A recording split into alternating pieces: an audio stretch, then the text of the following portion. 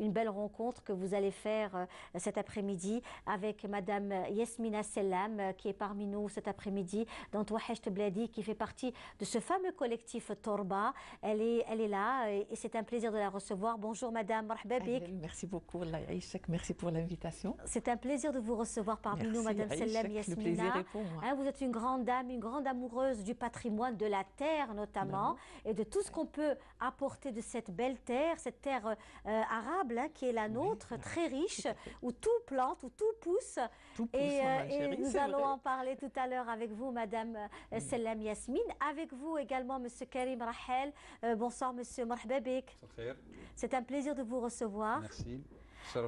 Voilà, alors justement, Karim Rahel, vous êtes vous-même donc initiateur et membre fondateur de ce collectif Torba, Torba qui veut dire terre, la terre, Torba, où vous organisez des rencontres autour de la préservation justement des produits bio. On va y revenir. Il y a eu une sortie aussi à Béchar, à Tarit, ce week-end, donc le week-end ici en Algérie.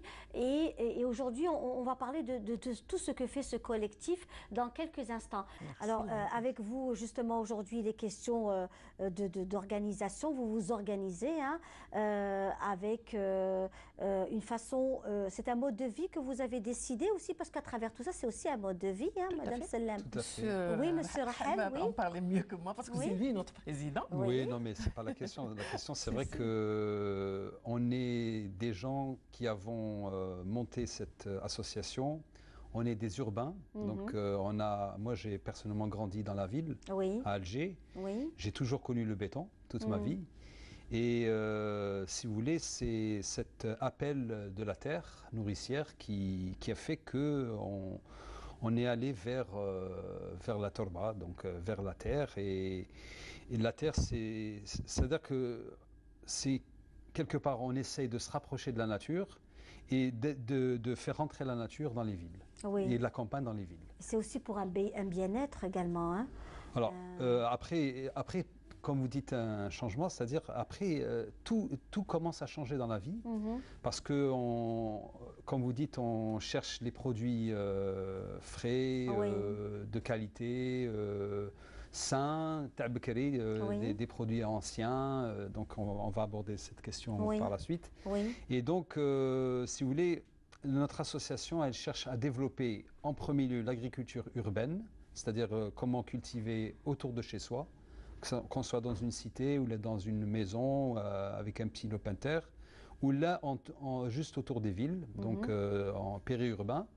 Et après, on a développé avec des paysans, des petits paysans qui sont malheureusement en voie de disparition, parce que maintenant l'agriculture, elle est en train de se développer à très grande échelle, l'agriculture intensive, c'est-à-dire les produits chimiques, les pesticides, et quelque part, on est en train de rattraper le temps perdu, mais ça peut se faire aux dépens de notre santé. D'accord. Voilà.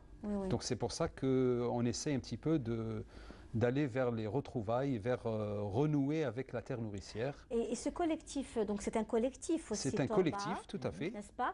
Il existe depuis combien d'années? Depuis 4 ans maintenant. Donc on s'est connus avec Madame Sellam et d'autres membres du collectif autour du fameux manger bio entre tradition et modernité.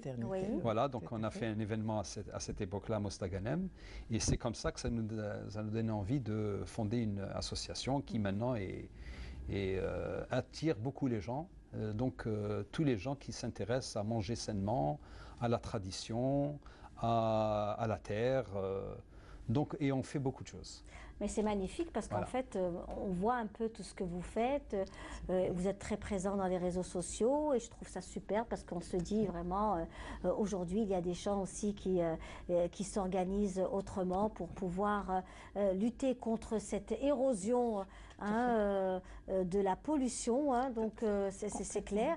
Et là, vous êtes aussi venu avec des produits, Madame Sellam Yasmine. Vous, Madame Yasmina, on vous a vu aussi dans un très beau film documentaire où vous avez parlé de l'Algérie, Échappée belle, sur une chaîne française, où vous avez été donc un peu le guide pour les plats traditionnels, les plats du terroir, etc.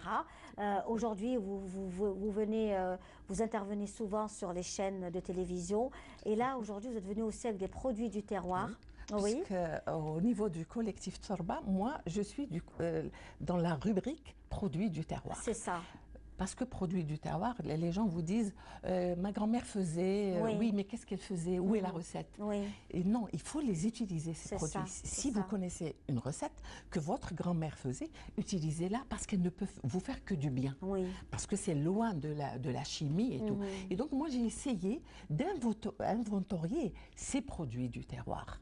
Et là, j'en ai ramené quelques-uns, mais j'ai une gamme beaucoup plus large. Oui, j'imagine. Et elles viennent de toute l'Algérie. On peut aller sur Facebook et découvrir votre travail. Tout à fait. Il y a Darjedé aussi. Voilà, Darjedé, c'est ma table d'hôte où on mange comme mangeait mon grand-père. Oui. Voilà. Oui. Et donc, les produits servis sont tous, on ne peut pas dire bio, parce que le bio est une utopie.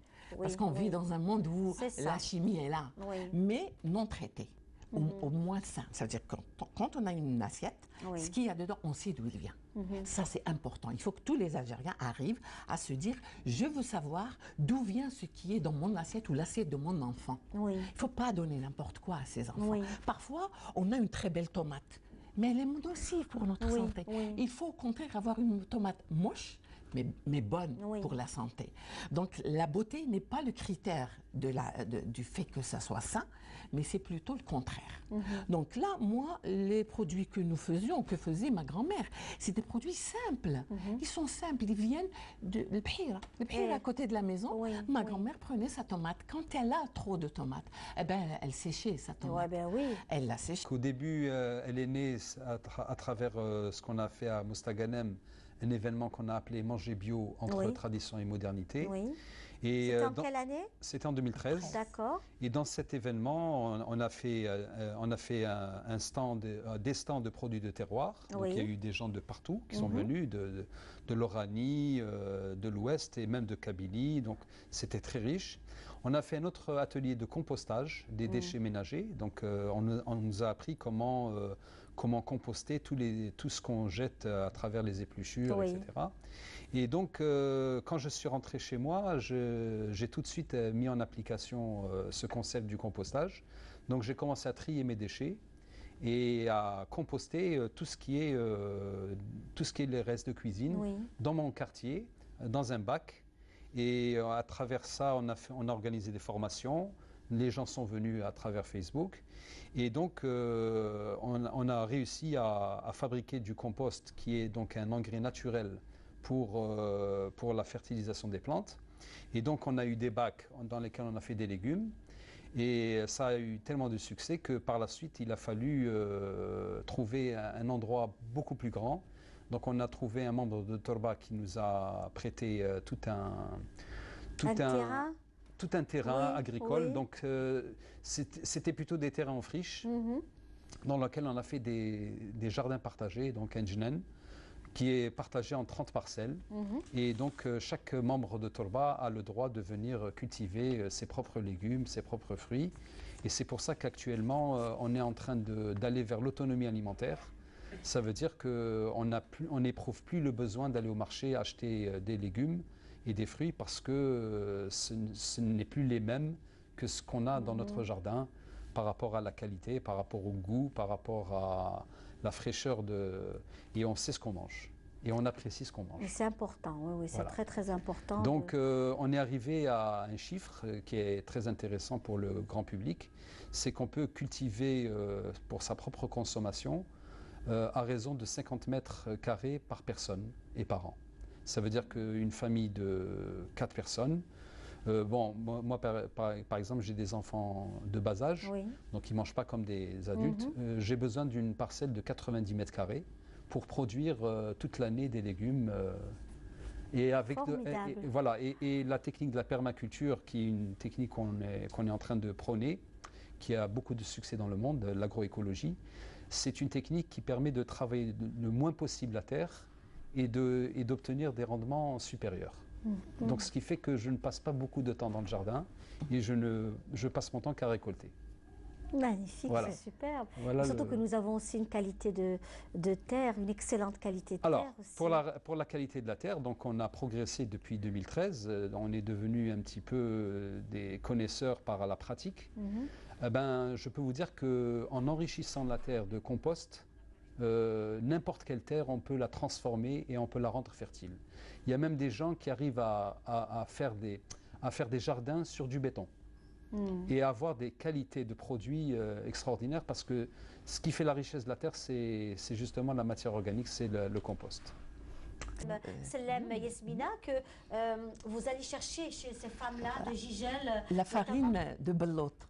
Et la farine de belote belote est excellente pour la santé. Et j'en fais des petites galettes, des petits pains maison que je cuis dans le four ou là en tagine. Et ça a un goût exceptionnel. Et en plus, c'est bon pour la santé, ça ne bourre pas. Ça ne bourre pas parce que la farine blanche, elle est mauvaise pour la santé. Ça fait grossir et ça bourre sans que ça soit vraiment nutritionnel. La valeur nutritionnelle est quand même inférieure à celle du blé. Et nous, les Algériens, on a toujours mangé que du blé. La farine blanche, le froment, ce qu'on appelle le froment, est arrivé avec la colonisation. Avant, nous avons toujours été un pays à blé et nous avons toujours mangé du blé, qui est bon pour la santé. Voilà. Et justement, vous voulez nous parler des 4 blancs. Ah ben, de toute façon, à éviter. C'est pas notre association qui le dit, c'est les scientifiques, c'est les médecins. Donc, les dangers des 4 blancs. Donc, on connaît le sucre et le sel, mais il y a la farine blanche. C'est devenu un problème de santé publique. Et il y a le lait de vache. L'Algérien moyen consomme 150 litres de lait par habitant et par an, alors que les normes internationales, ils disent qu'il faut consommer la moitié.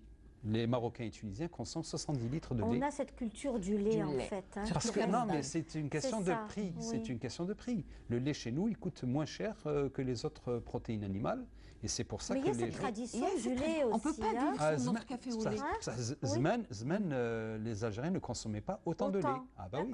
Ils consommaient le lait de chèvre. Le lait de chèvre en petite quantité. Donc ce qui fait que la santé de l'Algérien est en train de évoluer vers la surconsommation des grands pays surconsommateurs et on a avec les maladies qui... Mais les Algériens ne prenaient pas de lait de vache parce qu'ils produisaient eux-mêmes leur lait et ils n'osaient pas le boire parce qu'ils en faisaient du beurre, ils en faisaient du ben, ils le prenaient en ben, mais parce que il y a la matière graisse qu'ils... Mais une fois que le lait est devenu banal, disponible, là ils en consomment. Voilà. Donc il y a c'est pour ça que nous à Torba, on a choisi, on a pris conscience de l'importance de ce qu'on mange, de la nourriture saine. Donc on a éliminé, ou là on a diminué les 4 blancs, hado, et on les a remplacés par les fruits et légumes, l'orge, la farine complète, voilà. Et donc ce qui fait qu'elle par exemple, je n'achète pratiquement rien, ni au marché, ni l'huile, je l'ai quasiment abandonnée, c'est que l'huile d'olive. Donc ce qui fait qu'on n'a plus besoin de ces 4 blancs pour se nourrir, on peut très bien vivre sans. Et on va vers la santé. On a des paysans maintenant qui nous reçoivent chez eux et donc qui nous reçoivent avec des produits de chez eux, leur production de tahom. Nous-mêmes au Djenan Salim à Bouchaoui, on a un pique-nique le vendredi où on fait plein de plats avec nos produits de nos jardins. Donc, marhaba bikoum dans ces endroits-là. Écoutez, en tous les cas, merci beaucoup.